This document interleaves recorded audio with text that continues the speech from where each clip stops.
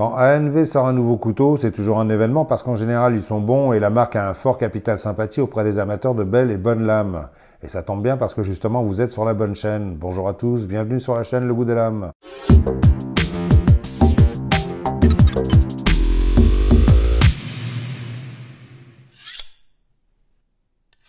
Aujourd'hui, je vous présente le dernier né de chez Acta Non Verba, le M25, un couteau conçu pour accompagner la vie du soldat, mais pas que, et vous allez vite comprendre pourquoi. Mais d'abord, je vous donne ses spécifications.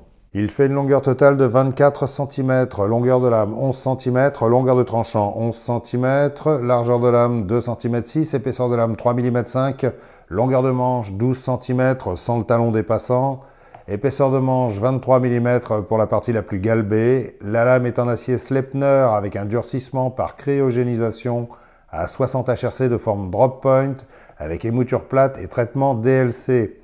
Le manche est en micarta, la construction est plate semelle, son poids est de 143 grammes seul et 222 grammes avec son étui Kydex et les passants ceinture qui vont avec. Alors ANV, on ne présente plus, c'est une marque tchèque assez récente qui commence à être connue maintenant dans le petit monde du couteau.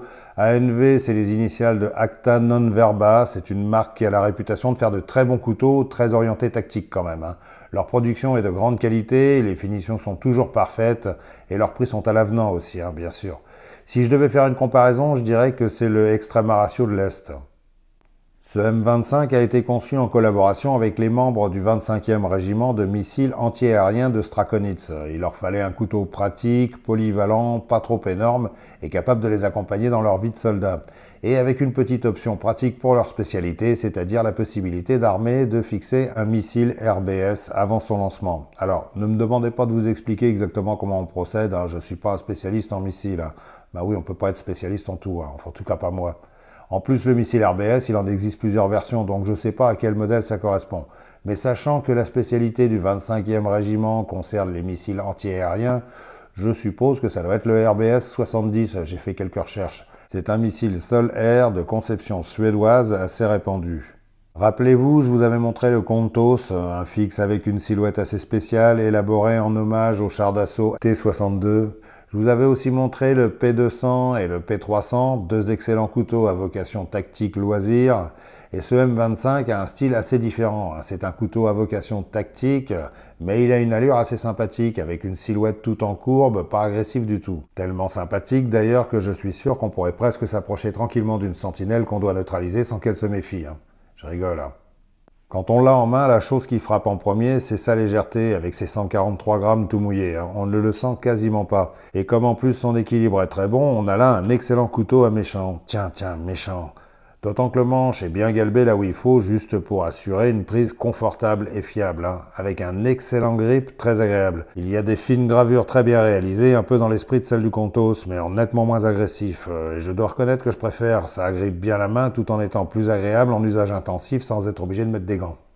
Il y a une petite garde discrète qui remplit bien son office, on a le doigt parfaitement à l'abri d'un mauvais dérapage, et juste derrière, il y a une belle encoche prévue pour gratter un Firesteel. Rappelez-vous, sur le P200 et P300, on avait plus ou moins la même, qui était censée servir à ça aussi, mais vu que les bords n'étaient pas très affûtés, j'avais jamais réussi à tirer des étincelles. Au moins avec celle-ci, on n'a aucun problème, ça fonctionne super bien, ce qui me ferait dire que ce couteau, je le pense plus orienté vers les activités outdoor que comme couteau tactique, du genre du P300 ou du Kontos. J'en profite au passage pour vous faire une petite comparaison de taille avec ces trois couteaux, ainsi que le Artisan Cutlery Reckart, dessiné par Joe Flowers, un très joli couteau avec un style bien particulier. Le Civi Tamachi, dessiné par Bob Terzuola, un vieux monsieur qui a donné ses lettres de noblesse au couteau de défense. Et comme on peut voir, style différent, mais mêmes usages, faire bobo aux méchants.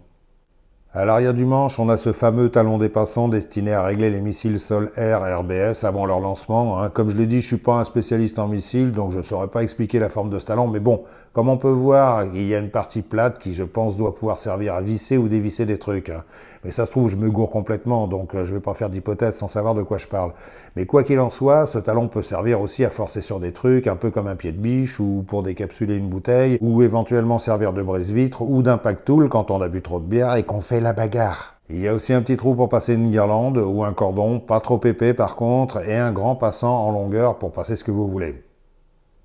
La lame avec sa forme tout en courbe est très sympa. Comme à chaque fois chez ANV, tout le dos est arrondi, même sur la partie manche qui est légèrement débordante des plaquettes, ce qui apporte un confort supplémentaire. Il y a du jimping placé au bon endroit si on a besoin de poser le pouce pour un contrôle précis de ses coupes. Et comme il est placé après la garde et pas avant, je pense que son usage est plus bushcraft que bagarre, hein. Et il y a également du jimping à l'emplacement de l'index et à l'arrière du manche à l'emplacement du petit doigt. Alors, comme on peut voir, il y a des encoches réparties sur toute la longueur du couteau. Ce sont des encoches qui ont un rôle très précis, avec des écartements précis qui permettent de mesurer rapidement les distances sur une carte IGN à l'échelle 1/25 millième.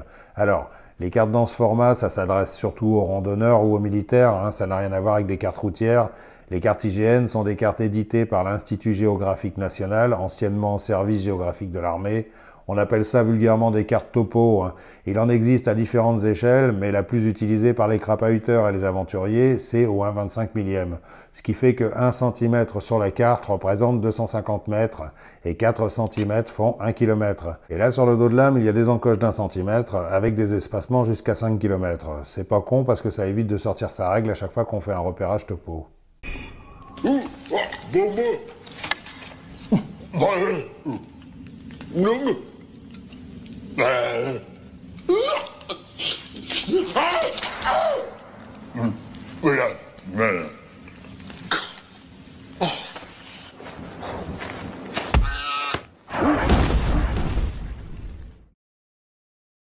Alors évidemment, comme je ne pense pas qu'il y ait beaucoup de lanceurs de missiles parmi vous, hein, ça risque de changer bientôt d'ailleurs, j'ai pas pu m'empêcher d'aller tester ce couteau dans la forêt, parce que je pense que c'est là qu'il va passer le plus clair de son temps, sauf peut-être dans une vitrine ou au fond d'un tiroir pour certains. Donc j'ai été lui administrer le même traitement que j'avais fait avec le P200 et le P300. Et je ne l'ai pas du tout ménagé, et mes impressions sont très bonnes, hein. Malgré son poids assez léger, c'est un couteau qui met bien en confiance, et qui respire la solidité. Donc aucune raison de se méfier, il encaisse super bien. Et pour être tout à fait honnête, je n'ai jamais cassé une lame de couteau de toute ma vie, hein, parce que même si je peux faire beaucoup de choses avec des couteaux, je ne leur demande pas l'impossible non plus, hein. Quand on commence à avoir une certaine habitude de manipuler ce genre d'outils, on sent d'instinct quelles sont les limites à ne pas dépasser, hein. Bon, vous me direz, on n'est jamais à l'abri d'un défaut dans l'acier, ce qu'on appelle une paille, hein, mais bon, avec les qualités d'acier moderne, ça n'arrive pratiquement plus maintenant, hein. Et en général, ceux qui pètent des lames en faisant les bourrins, c'est souvent soit des gens inexpérimentés, soit qui n'ont pas de respect pour l'outil, ou soit qui ne l'ont pas acheté, donc qui s'en foutent. Il y a eu pas mal d'exemples sur YouTube, hein, comme ça. Donc, partant de là, j'ai fait quelques tests d'usage sur des choses qu'on peut être amené à faire quand on est un militaire en mode survie dans la forêt, hein, et qu'on doit se préparer son feu pour se réchauffer et faire chauffer une gamelle. Et j'ai trouvé que ce M25 se débrouille plutôt bien pour sa taille modeste et son poids léger surtout, hein. Sa forme de lame est facile, son émouture est assez fine mais pas trop fragile, le bois bien dur ça lui fait pas peur du tout et le bâtonnage non plus. Il n'y a que pour les coupes à la volée où je l'ai trouvé un peu light à cause de son poids, mais dans l'ensemble c'est un super couteau très agréable à utiliser, très polyvalent et qui met bien en confiance et qui fait un excellent compagnon de sortie dans la forêt sauvage ou au fond du jardin de Pépé, hein. Ne nous faisons pas d'illusions, c'est là que vont tous les youtubeurs spécialisés, hein.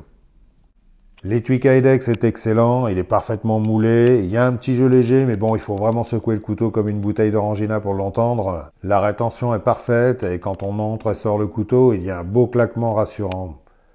Pour le fixer à sa ceinture ou ailleurs, on retrouve les mêmes attaches que sur les autres modèles. Personnellement, j'aime bien ce système parce que je le trouve pas mal pour le port à la ceinture, très près du corps, mais surtout très pratique pour fixer le couteau sur un gilet tactique ou un sac à dos. C'est une conception assez intelligente et très pragmatique. Mais si on veut utiliser autre chose, on peut. Les écartements des œillets sont bons.